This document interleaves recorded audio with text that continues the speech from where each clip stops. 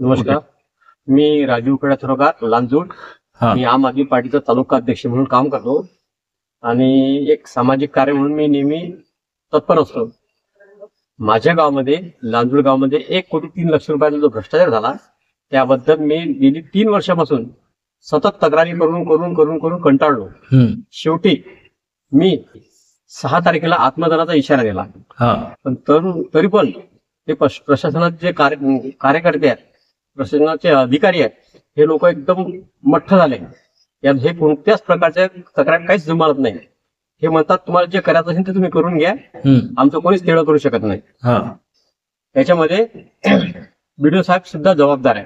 कारण त्या दिवशी मी बीडीओ साहेबांना भेटायला गेलो की साहेब माझ्या तक्रारीचं काय झालं. तर बीडीओ साहेबांनी मला स्वतः त्यांच्या कार्यालयामध्ये धमकी दिली की तुम्ही कार्यालयातून उठून चालले जा, नाही मी तुमच्यावर गुन्हे दाखल करेन, तुम्ही शासकीय कामात अडथळा आणला म्हणून मी तुमच्यावर गुन्हे दाखल करेन, तुम्हाला जेलात टाकेन, असे त्यांनी मला म्हटलं होतं 8 दिवस अगोदर.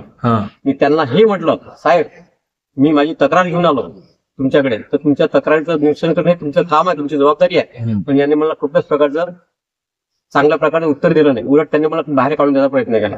त्या टायमामध्ये विस्तार अधिकारी घोगे साहेब स्वतः हजर होते आणि निर्मळ साहेब ग्रामपंचायतचे सचिव हे पण हजर होते. यांच्या समोर यांनी मला बाहेर काढून दिलं आणि उलट मला धमक्या द्यायला लागल्या. आणि आणखी नंतर म्हणायला लागले तुमच्या जे होईल ते करून घ्या, आमचं कोणीच काही तिळा करू शकत नाही. म्हणून मी शेवटी 6 तारखेला आत्मदानाचा इशारा दिला आणि उद्या दिनांक 6 तारखेला सकाळी 12 वाजता मी एसडीओ कार्यालयासमोर अंगावर डिझेल घेईन आणि स्वतःला पेटवून घेईन. पेटवून घेतल्यानंतर माझ्या पश्चात याच प्रकरणामध्ये जे अधिकारी दोषी असतील त्यांच्यावर कारवाई करण्यात यावी आणि आत्महत्येस प्रवृत्त केलं म्हणून यांच्यावर गुन्हे दाखल करण्यात यावे.